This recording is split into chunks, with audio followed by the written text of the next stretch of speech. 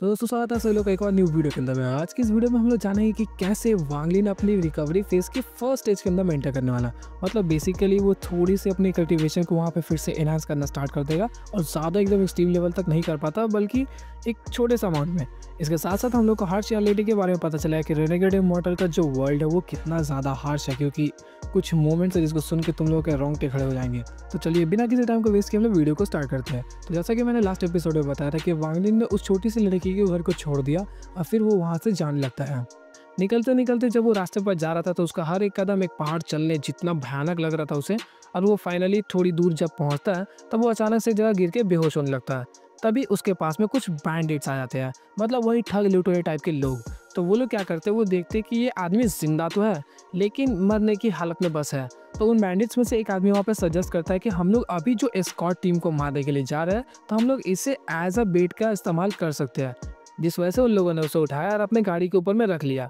फिर उसके बाद वो लोग एक जगह पे पहुंचते हैं जहाँ पर वांग लिन के हाथ पैर को तोड़ के उसकी बॉडी के ऊपर में किसी तरीके का केमिकल्स का इस्तेमाल करते हैं और उसे बीच सड़क में फेंक देते हैं।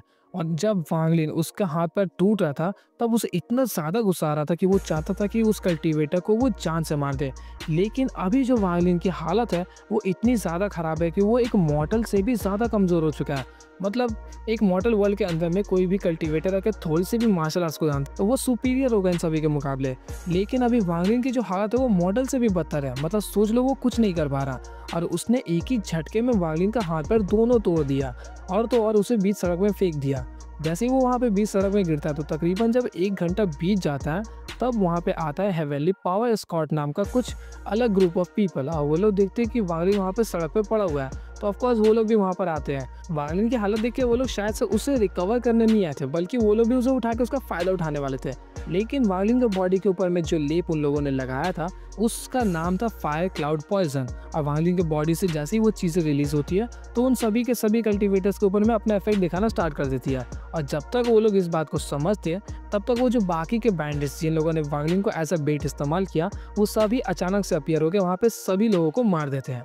मारने के बाद उसके अंदर में जितना भी खजाना वगैरह था उन लोगों ने उस चीज़ों को लूट लिया। लेकिन हेवनली पावर स्क्वाड टीम के अंदर में 3 औरतें थी और इन 3 औरतों की जो हालत होने वाली है आगे चल के तुम्हें पता चल रहा है कि कितना ज़्यादा हार जा रहा है स्टोरी। इनफैक्ट डोंगवास के अंदर में ये सीन ऑफ कोर्स कट होगा ही होगा, लिख के रख लो कहीं पर भी। जैसे ही वो सभी के सभी बैंडिट्स इन तीनों औरतों को देखते तो वो लोग ऑफ कोर्स काफ़ी ज़्यादा कमीनापंती वहाँ पे स्टार्ट कर देते हैं। और उनमें से एक आदमी एक औरत को उठा लेता कहता है कि मैं इसे ले जा रहा हूँ, मैं इसके साथ एंजॉय करूँगा। और ऐसे करके उन लोगों ने बाकी और 2 औरतों को भी उठा लिया। इसी दौरान उनमें से एक कल्टीवेटर दिख के कहता है कि वांग लिन अभी थोड़ा सा हालत अच्छा है उसका, तो क्यों ना हम लोग इसे 1-2 बार फिर से इस्तेमाल करें। जिसे सुनने के बाद वो लोग वांग लिन को भी उठा के रख लेते हैं। और जब वांग लिन को वो लोग घोड़ा गाड़ी पर लेके जा रहे थे तो वांग लिन वहाँ पे इतना ज़्यादा फ्रस्ट्रेटेड फील कर रहा था कि क्या बताऊँ। मतलब एक कल्टीवेटर जिसने पूरे प्लैनेट सुजाको को एक टाइम पर डोमिनेट किया, सेलेस्टियल रिल में गया, इतने सारे ट्रेजर्स है उसके पास, लेकिन वो यहाँ पे कुछ भी नहीं कर पा रहा। तुम ही सोचो ना, मतलब तुम लोग अचानक से इतना खराब डाउनफॉल कि तुम एक मॉर्टल से मार खा रहे हो। इसके बाद वो सभी कल्टीवेटर्स वांग लिन को एक गांव में ले आते हैं जिसका नाम था फायर क्लाउड विलेज। वहाँ पे ले जाने के बाद वांग लिन को वो लोग वाटर प्रिजन में डाल देते हैं। ये जो ट्रेलर्स में सीन दिखाया जा रहा है जहाँ पे वांग लिन डूब रहा है ये वाटर प्रिजन ही है। इसके अंदर में डालने के बाद वहाँ पे जितना भी खजाना था वो लोग एक दूसरे में बांटने लग रहे थे। ऑफकोर्स वो जो औरतें थी वो भी उन लोगों के बीच में बट गई। वांग लिन को वहाँ पे ले जाने के बाद ही उन औरतों को वो लोग लेके किसी किसी कमरे में घुस जाते हैं और वहाँ पे सिर्फ हंसने की और चीखने चिल्लाने की आवाज़ आ रही थी। और पता नहीं क्यों नॉवेल्स के अंदर में बार बार इस चीज़ को वो लोग मेंशन कर रहे थे। शायद से बोला ना मैंने कि वो हार्श रियलिटी को वो लोग दिखाना चाहते हैं, बिल्कुल वही हो रहा था। उन औरतों की चीख के अंदर में ये लोग दर्शाना चाहते हैं कि ये जो सोसाइटी है वो कितना ज़्यादा बेकार हो सकता है। और जब वांग लिन यहाँ पे वाटर प्रिजन के अंदर में फंसा हुआ है उसी दौरान लियू में इसी फायर क्लाउड विलेज के ऊपर से उड़ के जाती है और उसे बिल्कुल भी पता नहीं चलता कि वांग लिन यहीं पर है। हाँ, क्योंकि ऑफकोर्स वही सड़ा हुआ रीज़न कि वांग लिन के अंदर में स्पिरिचुअल एनर्जी और उसकी ओरिजिन सोल पूरी तरीके से डैमेज हो चुकी है, जिस वजह से लियू में भी इसकी एग्जैक्ट लोकेशन को स्पॉट नहीं कर पाती। मतलब उसे अभी फिलहाल के दौरान सिर्फ और सिर्फ अपनी नज़रों के ऊपर में डिपेंडेंट रहना पड़ेगा। वांग लिन दिखा तो मिलेगा वरना नहीं मिलने वाला। वांग लिन को उस वाटर प्रिजन के अंदर डालने के बाद ही वांग लिन की हालत ऑलरेडी इतनी खराब थी कि उसकी आंखें खुल नहीं रही थी। बस उसे इतना महसूस होता है कि वो किसी डार्क जगह पर है और उसके आसपास में पानी है और वो जो पानी है वो तकरीबन उसके छाती के आसपास है। उस पानी के अंदर से काफ़ी गंदी सड़ी हुई बदबू आ रही है और वांग लिन धीरे धीरे करके ये भी महसूस कर पा रहा था कि वो जो पानी है उसका लेवल बढ़ता हुआ जा रहा है। तो वांगलिन कैसे भी करके अपनी गर्दन को ऊपर करता है ताकि वो थोड़ी देर और सांस ले सके, लेकिन उससे कुछ खास फर्क नहीं पड़ता। और वांगलिन फिर से वहाँ पे काफ़ी ज़्यादा फ्रस्ट्रेटेड फील करता, सोचता है कि बस वो उनकी जान ले ले, क्योंकि ऑफ कोर्स फिर से वही चीज़ हम लोग को मेंशन देखने को मिलता है, नंबर 1 सुजाकू का कल्टीवेटर, ऐसा वैसा वगैरह वगैरह। और इतना ज़्यादा लाचार है ना कि वो अपने बैग्स ऑफ होल्डिंग तक को वहाँ पर एक्सेस नहीं करता ताकि वो उसके अंदर में कुछ भी ट्रेजर है तो उसको निकाल सके, क्योंकि एक भी ट्रेजर बाहर आ गया तो उसके काम बन जाएगा। लेकिन इतना ज़्यादा हालत ख़राब है, सोच नहीं सकते। तभी सडनली उन चीखों और हंसियों के बीच में वहाँ पे वांगलिन को कुछ महसूस होता है, और उसे महसूस होता है कि यहाँ पर थोड़ी सी स्पिरिचुअल एनर्जी ज़्यादा है। और एक्चुअली में ये जो स्पिरिचुअल एनर्जी थी वो उस माउंटेन या फिर उस गांव के बीच से नहीं आ रहा था, बल्कि वो उस पानी के अंदर में था। जिसके बाद वांगलिन को मौका मिल चुका था कि वो अपने स्पिरिचुअल एसेंस को वहाँ पे रिकवर करे, और वो वहाँ पे ट्राई करने लगता है, बट वो फिर से वहाँ पे फेल होने लगा, क्योंकि उसके बॉडी के ऊपर में अभी भी ली यूफंग अस्तुनताई का सील था, जिस वजह से वो स्पिरिचुअल एनर्जीज को पूरी तरीके से रिकवर नहीं कर पाता। तभी वहाँ पर वो कई बार जब ट्राई करता तो फाइनली उसने कुछ अमाउंट ऑफ स्पिरिचुअल एनर्जीज को वहाँ पर रिकवर किया, और रिकवर करने के बाद वो वहाँ पर वो जो गार्ड उसके ऊपर में पहरेदारी कर रहा था वो उसे वहाँ पे मार देता है। इसी दौरान हम लोग को इस बाहर का सीन को दिखाया जाता है, जहाँ पर वो जो बैंडिट्स थे वो लोग वांगलिन के कुछ ट्रेजर्स को चेक कर रहे थे, तो वहाँ पे कुछ नहीं मिलता। वांगलिन के हाथों में से एक पर्ल मिलता है, जिसको देखने के बाद वो लोग खुश हो गए, ओ माय गॉड मुझे मोती मिल गया। साथ ही साथ उसे मिलता है बैग ऑफ होल्डिंग्स। अब वो लोग बैग ऑफ होल्डिंग्स को ऑफकोर्स वहाँ पे एक्सेस नहीं कर सकते, क्योंकि उसके लिए तो हमें स्पिरिचुअल एनर्जी चाहिए, और वांगलिन के पास तो खुद ही नहीं है, तो हमारे पास कहाँ से आएगी। जिसके बाद वो लोग उसे खोलने का ट्राई करते, वो खुलता भी नहीं है। फिर वो लोग एक तेज धारी चाकू से उसे काटने का ट्राई करते, कटता भी नहीं है। इसके बाद वो लोग सोचते हैं कि ओ माय गॉड मुझे तो ट्रेजर मिल गया, अगर मैं इसे अपनी छाती के पास रख लूँगा, कोई भी मुझ पर वार करे तो मुझे कुछ नहीं होगा, और ऐसा ही करते भी है वो लोग। इसके बाद ही वो सोचता है कि वो जाकर वांगलिन से पूछेगा कि आखिर उसे ये बैग ऑफ होल्डिंग्स का जो मटेरियल वो कहाँ से मिला, ताकि वो अपने लिए कपड़े सिलवा सके। पता है बहुत ज़्यादा नौसिखिया, लेकिन क्या करें। उसके बाद वो जाता भी है। जैसे ही वो उस वाटर प्रिजन के पास पहुंचता है, तब तक वांगलिन की जो स्पिरिचुअल एनर्जी थी वो रिकवर हो चुकी थी।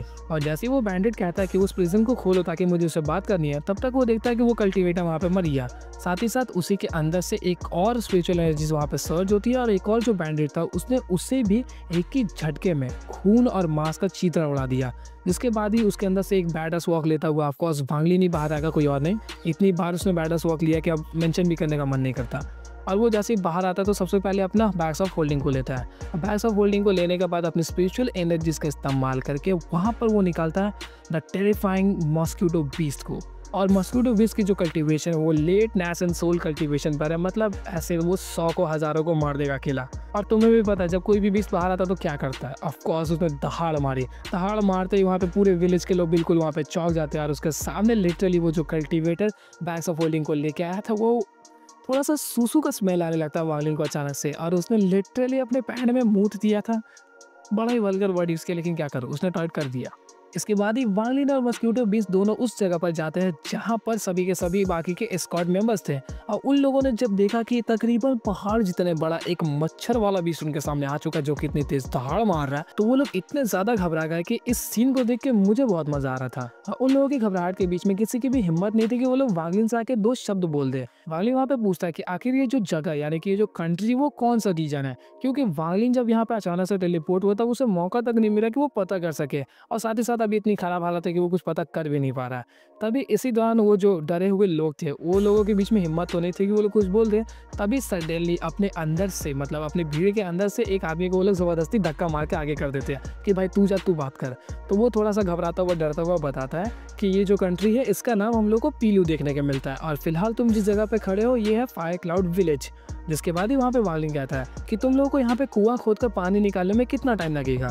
इस बात को सुनकर सभी लोग चौंक तो गए, क्योंकि आखिर इस गंदे पानी के लिए कुआं कौन खोदना चाहेगा। लेकिन अभी फिलहाल के दौरान उन लोगों की वो जो हालत है उनके सामने में, वो जो भयानक आदमी एक बीस्ट लेके खड़ा उसके सामने वो लोग कुछ कह नहीं सकते। तो वो डर के मारे कहता है 3 दिन, नहीं 2 दिन, नहीं 1 दिन में मैं कर दूंगा। ऐसे सुनने के बाद वहाँ पे वांगलिन कुछ नहीं रिप्लाई करता।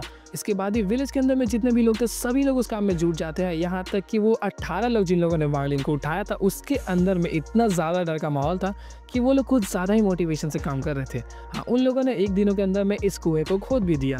कुएँ को खोदने के बाद वहाँ पे वो जो पानी था वो धीरे-धीरे बाहर आने लगता है और उन लोगों को वहाँ पे सड़ा हुआ महसूस होता है। तो वो सोचता है कि आखिर ये गंदा पानी को वो लोग क्यों निकाल रहा है। लेकिन जब पानी और भी ज़्यादा गहरा होता जाता है तो उसके अंदर से साफ़ पानी भी निकलता है, फ्रेग्रेंस आने लग रहा।